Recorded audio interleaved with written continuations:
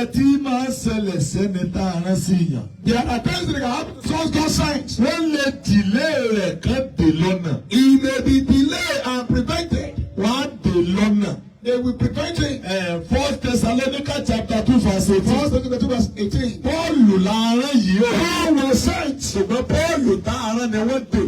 But he was prevented. I sent 10 declarations. 10,000 to 10,000 people can say amen. I said, you see Farah lie. You're going to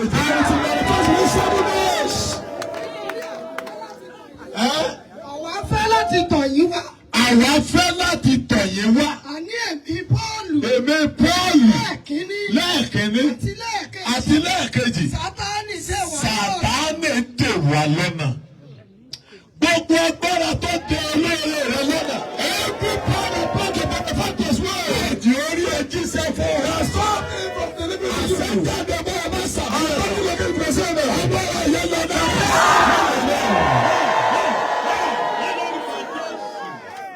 Wọ́n lè divert ẹni tá a rẹ́ sí yàn. Such a person will be divided. That is the cycle. Matthew 2:17. Matthew 2:17. Àwọn amòye mẹ́ta ni wọ́n kẹ́bọ̀ wá. He writes now his gifts. Mọ̀nàmọ́ná bí sàmọ̀nà wọn. And the star was leading them. Wọ́n sì wọ́n dé lù ú. Adẹ̀kọ̀rí ilé ọ̀tá jẹ́. He went to the house of Jesus enemy. Nígbà tí Abídẹ́sù ti Bẹ́ńdẹ́mù ti Jùdíà, nígbà ayé lọ́dún ọba, àwọn amòye kẹ́tì ìlà oòrùn wá ó sí Jerúsálẹ́mù. Wọ́n béèrè wípé níbo ni ẹni tí a bí kì í ṣe ọba àwọn Júù wà. Torí àwa rí ìràwọ̀ rẹ̀. Àwa ti rí ìràwọ̀ rẹ̀. Ní ìlàwọ̀ rẹ̀. Àwa láti forí balẹ̀ fún. Wọ́n rí ìràwọ̀ rẹ̀. Bẹ̀sí bá wọn bẹ̀ dọ́dọ̀ rẹ̀. Ìràwọ̀ kan rí ilé ọ̀tá. Power of diversion. Àṣẹjáde lẹ́ẹ̀kan ṣoṣo. Our authority is unleashed one. Ẹni sàmì mẹ́ta ló sì ní. Fọ́ọ̀rì kan sí kúrò ní Sàmà. Agbára tí ń divert rẹ̀ síbò. Agbára is divert your good is away. Báyìí ló ní wájú ọba. Wọ́n sọ ìjọba tí ọba. Agbára yẹn lánàá. Ọkọ̀ yẹn náà. Jesus. Yes. Wọ́n lè fipá mú ẹni tá a rán sí ọ̀tọ̀rọ̀ lè má fẹ́ jíṣẹ́. Your God may be forced because it may not be. Jesus was carried with the very carried the cross and Matthew 27:35. Nígbà wọ́n rìn lọ, wọ́n rí ọkùnrin kan tí ń jáde bọ̀. Símọ́nì ará Kérénì. Símọ́nì. Òní òfin agbára mọ́. Òun fi agbára mọ́ láti ru Jésù ru àgbélébù. Gbogbo ẹni tó kọ̀ láti ràn ọ́ lọ́wọ́. Whosoever that refuses to be about you, láti kọ ìrànlọ́wọ́ rẹ sí lọ́wọ́. Let your hand be sincere. Gbogbo tó kọ̀ láti dìlímà rẹ When you lọ́wọ́. refuse to deliver what is next to you, Pàṣẹ bá ọba I sàárẹ̀ don't wá. want to be consistent with it. Olúwa bá fọgbà.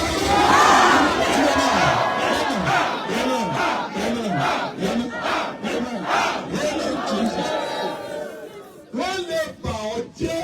May God let you take what you Ìbéèrè sáárán sí ọ. in His presence. Ìwọ ló gbọ́dọ̀ gbàdúrà káwọn oníbàjẹ́ ọmọ lẹ́nu ọ̀rọ̀. You must pray for them to be rendered speechless. 1 Samuel 19:24. 19:24. Mèfíbóṣẹ́tì.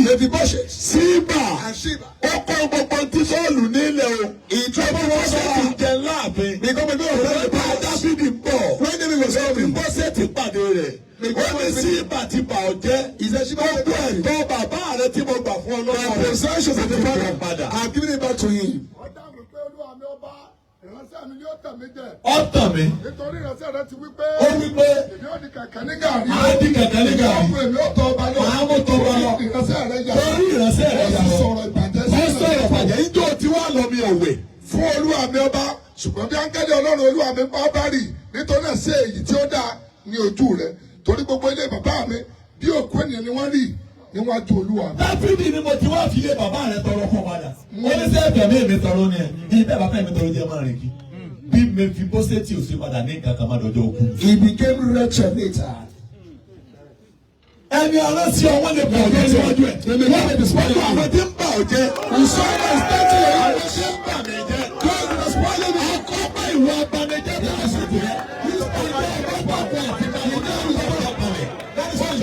Whoever is spoiling you,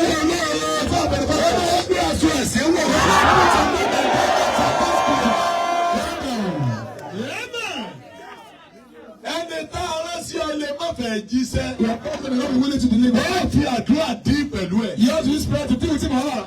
Jọ́nà orí kìíní. Láti ẹsẹ̀ kìíní. Olúwa sọ fún pé lọ sí Nínéfè. Ó lọ bẹ̀rẹ̀ sí ní Nínéfè pé lòún lọ. Wọ́n kò dé ìwé àwọn sọ́dọ̀. Ọkọ̀ tásìsì lọ́wọ́. Olóòwò ti tásì ọlọ́. Ṣùgbọ́n nígbà tó di ẹsẹ̀ kẹjọ. Àwọn ènìyàn bí léèrè pé sí ibú wa. Àwọn abẹ́ ọ. Torí ta búburú ìṣe bá wa. Kí ni sẹ́ rẹ̀? Níbo ló ti wá? Níbo ló ti wá? Orúkọ ìlú rẹ̀. Orílẹ̀-èdè wo ló ti bọ̀? Àti gbogbo ló lọ. Ẹbẹ̀rù lèmi o. Ẹbẹ̀rù lèmi. Ẹbẹ̀rù Olúwa. Ẹbẹ̀rù Olúwa. Ọ̀rọ̀ ní tó dé òkú àti Ọ̀rọ̀ mi ní sẹ́. Àná ni àwọn ọkùnrin náà bẹ̀rù gidi wọ́n wí pé èsè tó ṣẹlẹ̀ nítorí àwọn ọkùnrin náà mọ̀ pé ó sá kú níwájú Olúwa. Torí òun ti sọ fún wa. Bàbá wọn wípé kí ni ká ṣe sí ọ. Ó ní ẹgbẹ́ ìdùsọ́kùn. Ọkọ lè dákẹ́ fún wa o torí òkun ru. Ó sì jẹ́ ìfúfú líle. Ó sì sọ fún ọ pé ẹgbẹ́ mi ẹgbẹ́ sọ mí sí sọ́kùn. Òkun ọ̀dàkẹ́ fún yín o. Ẹjọ́ yẹ kọ́lọ́ wọn yọ jùlọ kọ́dù òye lè dákẹ́. Wọ́n bá ẹgbẹ́ sọ́kùn bá ti kọ́ sọ̀rọ̀ ẹ̀ lọ́pàá ayọ̀ wọn jùlọ. Nígbà kejì rẹ̀ o. Ẹni aláṣẹ ọ̀tọ̀ pàlá ti lọ sí ọ̀sẹ̀ náà ní bísí bílí wà. Àkọ́ wọn fún ẹsẹ̀ orí ìlànà ìjìnlẹ̀ ni. Ìrọ̀lẹ́ kìí ti wá ní. Today, Olúwa dìde ìrànlọ́wọ́ nínú rẹ̀. Ṣé wọ́n bẹ̀rẹ̀ ọjọ́ kan? Ṣé wọ́n rò pé wọ́n ní? Ìyànà sọ̀dọ̀ ìpàdé wọn lọ́jọ́ mẹ́ta. And God reported wọn lọ gbàdúrà his word. Àwọn èèyàn nínú ẹ̀fẹ̀ gba Ọlọ́run gbọ́ wọ́n kéde àwẹ̀. Wọ́n wá sọ̀fọ̀. Ó gbọ́dọ̀ kú lẹ́nu. Your mouth must not be closed. Adéwájú ẹni tá a rán sí o. In the presence of your helper. 1 Kings 17:9. 1 Kings Máa lọ sáré pàtó obìnrin bọ́kàn tàgíjọ. Go to 7 say we Ó ti pàṣẹ fún láti máa bọ̀. I have commanded us Kò to tí ì eat. tẹ̀lé ẹ̀kọ́ lọ jókòó. On getting the Ọlọ́pàá visitor, fún mi lóúnjẹ. he went to give it Mo to ní you. tó kù làwọn fẹ́ jẹ ká kú. He said, what want to eat, what want to eat? Ìyẹn ọ̀kan mi. Kọ́kọ́ lọ dáná. He said, don't care, prepare my first. I'm hungry. Lọ́sibá ń fi sí ọ̀pọ̀. Prepare my first. Bá ń wẹ́jà pálá. Fi aborí díẹ̀ sí. Kọ́ọ̀dẹ̀ fi pàmò tọ́ka mẹ́ta. Tó bá mú ta ni o. Kọ́ọ̀dẹ̀ fi àgé má wọ mẹ́rin sí. Wọ́n ti fi irú sí ọbẹ̀ ẹ̀fọ́ tó fi fọ́ mọ́. Kó o fi irú sí kọ́ọ̀dẹ̀ fi magí sí. Kọ́ọ̀dẹ̀ jẹ́ wà òkè. Má jẹ́ òtútù. Má jẹ́ kó le. Àtọ́ sọ́ọ̀tì. Àṣẹjáde sí ọ. Authority locate you.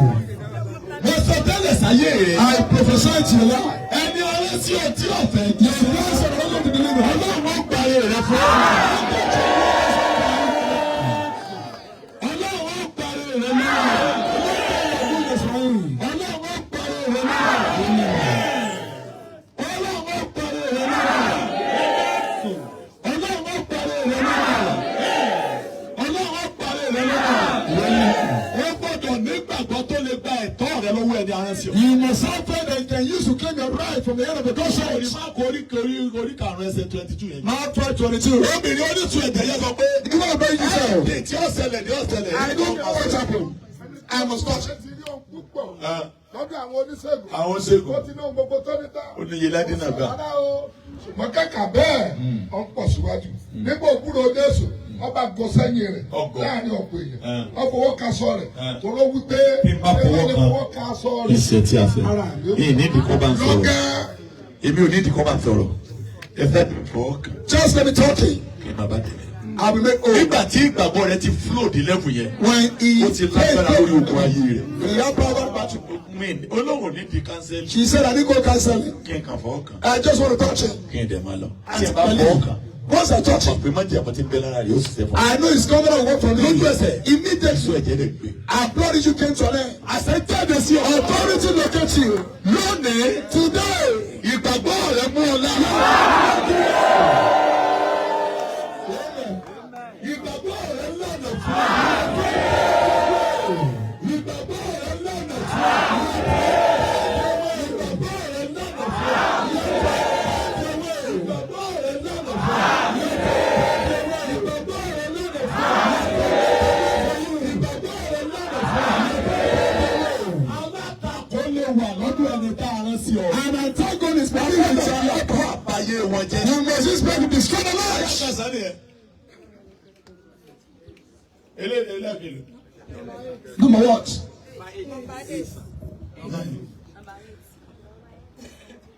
Ìgbàgbọ́ rẹ̀ gbọ́dọ̀ gbóná. Your faith must be hot. O gbọ́dọ̀ kú lẹ́nu lọ́dún ẹni tá a rán sí. Your mouth must not be closed when you see your helper. 8 àbí. Number 8. Ẹ bọ̀wọ̀ yókè. Lift up your hands.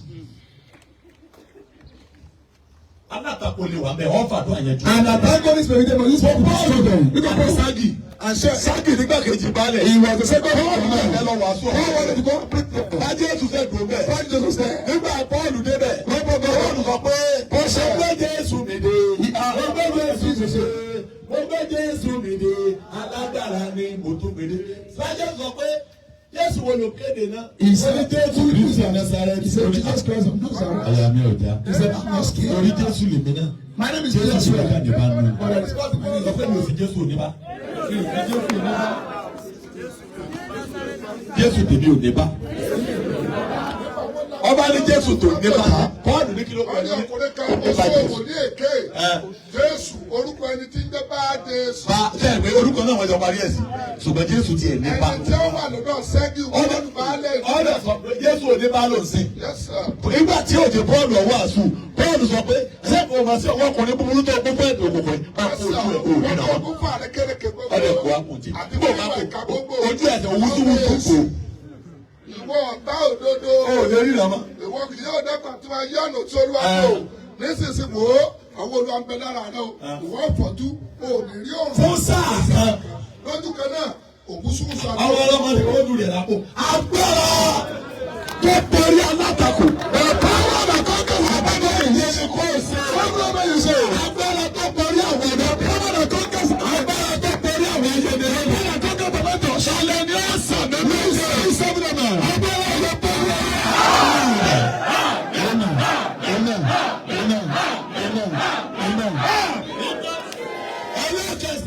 You may not recognize your culture. Gbọ́dọ̀ sọnù. You must not lose your good O lè character. má dàmà. You may not know him or her. Joshua 5, Joshua chapter 5, 12. verse 12. Ẹni tá a rán sí Joshua ni Joshua ò dàmà yìí. Joshua didn't recognize the one God sent Verse to him. 13. Read 13. Jésù wà létí Jẹ́ríkò, ọba gbójú rè ó. Jésù Joshua ẹ̀yin kankan náà ni. Jósùà nígbà tó wà lé. Joshua is Jesus. Yes, sir. Ó gbé ojú rẹ̀ sókè. Kíyèsí ọkùnrin dúró. Olùgbàlà. Ọkùnrin kan dúró níwájú rẹ̀ Ẹ. pẹ̀lú ìdà fífàyọ lọ́wọ́ rẹ̀. Wọ́n bá jẹ́ pé Joshua wà lọ mú dàbá. Kí ni èdè fún Joshua náà? Wọ́n dà o. Yóò bẹ̀ dànù ni. Ó lébi lọ lórí ogun tí máa ń tó wájú Olúwa lọ́rùn. Táwọn ènìyàn wá sọ ọ̀wọ́ ni. Joshua lọ bí léèrè ní pé ta ni ọ́. Ìjọ mi gbà mí mẹ ẹni ọ̀fẹ́ bàjá. Èmi ò kọ́ bàjá o. Torí pé ilé ń bẹ tí ó padà sí o. Tó o bá wà lọ bàjá, o lè fi fáwọn ti sọ̀rọ̀. Mo wá láti ràn ọ́ lọ́wọ́. Joshua bí léèrè pé Joshua what do you know about our God? Kí ló mọ̀ nígbà tí wọ́n wọ̀ nípa rẹ̀ yìí? Wọ́n ní náà Joshua ní kí ló mọ̀. Wọ́n ní gbàtẹ́ jáde kú èsì jí bí yìí. Ara ilé ìjákòó yìí àjèjì èdè ènìyàn ní wọ́n wọ ìgbésẹ̀ jáde. Gbogbo ìlú tẹ̀ ti kọjá. Àwọn àjèjì èdè ènìyàn ni wọ́n pè ní. Tọ́lá ẹ̀ tí ì ní orílẹ̀-èdè. Ṣọ̀ṣọ̀ lónìí. Ọ̀túndé wọ́n fún yín lórúkọ kọ́ńtì àtòrúkọ kápítà. I want to give a country name and a capital's name. Áńgẹ́lì yìí lọ yọ orúkọ kápítà. The angel gave the Judah. Níbi mímọ́ yín. Judah is a sanctuary. Torí pé Júdà lọ̀pá aládé òní kú èlé. Jerusalem Dẹ̀ni Júdà Jerusalem sì ló ti jẹ kápítà fún Israẹli. be the capital of Israel. Israẹli lórílẹ̀-èdè yẹn mẹ̀jẹ̀. Ìdílé ọ̀gá ìlú Israel. Àpótọ́ kò sá. Wọ́n ní wọ́n bá bẹ̀ pẹ̀lú yín. Ìgbà Jọ́dánì padà. Ìjọba was driven by Òkè òwe there. The road to escape is your Aguta. Nítorí ọlọ́sẹ̀ wo òkúta ọ̀sá. Little move from this world. Tó fi àṣẹ bí wọ́n lè sìn. You are the best. Ìwọ ìjọba ìwọ́jú olúwa lọ́wọ́ ìṣẹ̀bọ̀. Ẹni tó lọ wà tó àgbàdì adágún rẹ̀ láti ìkúrẹ̀ àwọn lójú ẹ̀sẹ̀ tó sọ̀rọ̀ bí ní dédé sẹ́ni. Ìtọ́ ní ẹsẹ̀ ńlẹ̀ ẹ̀kú àtàwọn so strong. You got to shake. Ojú ti ń dá olóore ẹ̀mọ̀. Eyes that recognize the voice.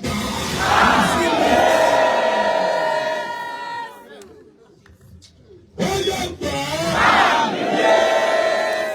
O gbọ́dọ̀ wá àyè lọ́dún ẹ̀yìn aránsẹ́ o. You must make sure that you reach the benefactor. Sáké ògòrí igi lọ. Zacchaeus had to climb the tree Torí mo fẹ́rẹ́ ní ta aránsẹ́. just to see the one God sent to Ṣé ní him. pírọ́blẹ́mù ti Lásárù ní ni? The problem of Lazarus The closeness.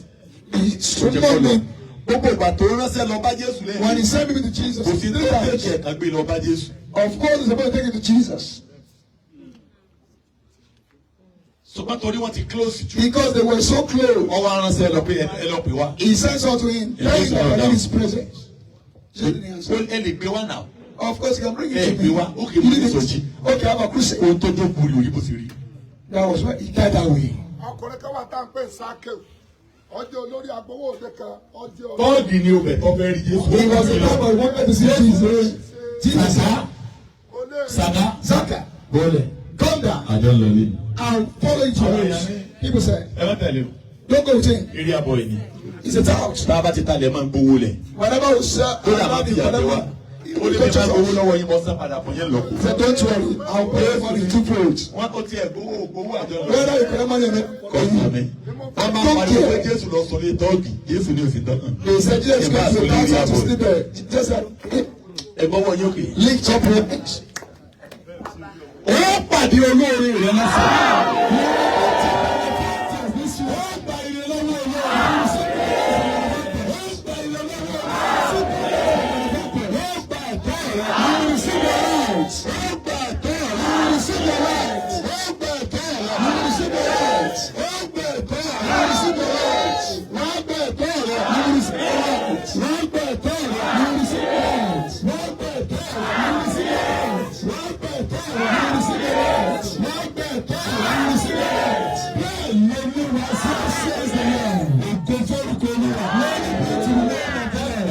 Raise your water. Ẹ̀jẹ̀ Jésù wọnú ẹ̀. The blood of Jesus enter it.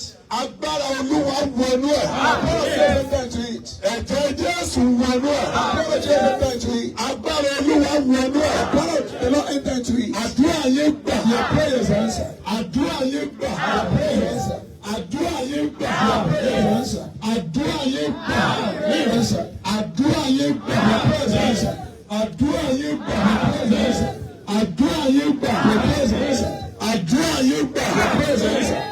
Àdúrà yẹn gbà. Your prayers are answered. Àdúrà yẹn gbà. Your prayers are answered. Àdúrà yẹn gbà. Your prayers are answered. Àdúrà yẹn gbà.